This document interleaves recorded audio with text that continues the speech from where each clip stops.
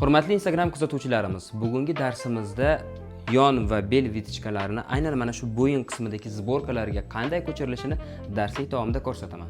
Buning uchun har doimgidek oldi asos andozamizni vitichkalarni ko'chirishdan boshlaymiz. Ya'ni biz zborkani bo'yin qismiga berganimiz uchun bel vitichkani ham, ko'krak yon vitichkani ham bo'yin qismiga ko'chiramiz. Bir 3 sm ichkariroqdan kirib, bel vitichkaga to'g'ri chiziq tortamiz. Yana bir taxminan 3 sm dan keyin ko'krak yon vitichkasiga qarab to'g'ri chiziq tortamiz. Bel vitichkamizni yopib olamiz. E'tibor bering. Yopib, mana bo'ynidan ochdim.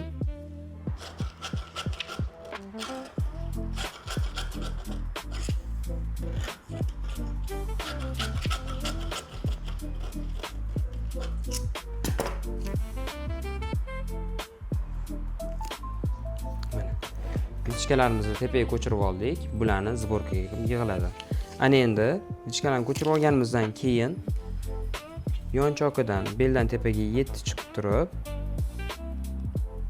markazdan 10 tepaga chiqamiz va mana shu nuqtalarimizni birlashtiramiz.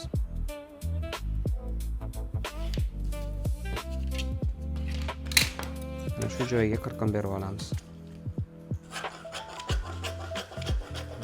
Agar bu chiziqni xohlasangiz, yonini ko'proq, bu yog'ini kichkinaroq olsangiz ham bo'ladi, fason o'zgarmaydi. Chunki vitichka haqlari bu yoqdan chiqib ketgan. Endi buni orqasini ham modellashtirib olamiz. Orqada 7 sm yondan tepaga chiqib, yoni to'g'ri kelishi kerak. Markazdan 10 chiqmaymiz, orqani tekis qilamiz. Siz markazga tepaga 10 ko'tarishingiz ham mumkin, lekin men tekis qilishni xohladim. To'g'ri chiziq tortib, orqani ham belbog'ni ajratib olamiz.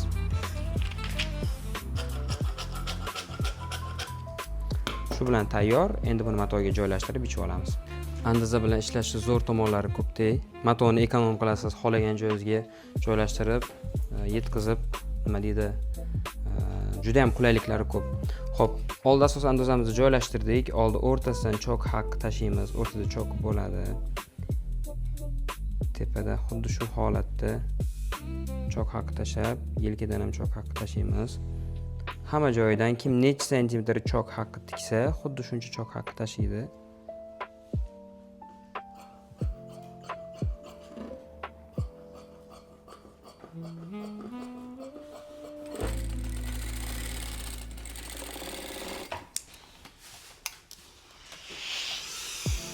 Darsligimiz manfaatli bo'lgan bo'lsa, sahifamizga obuna bo'lish, izohlarda o'z fikringizni yozib qoldirish va darslikni yaqinlarga yuborish esdan chiqmasin.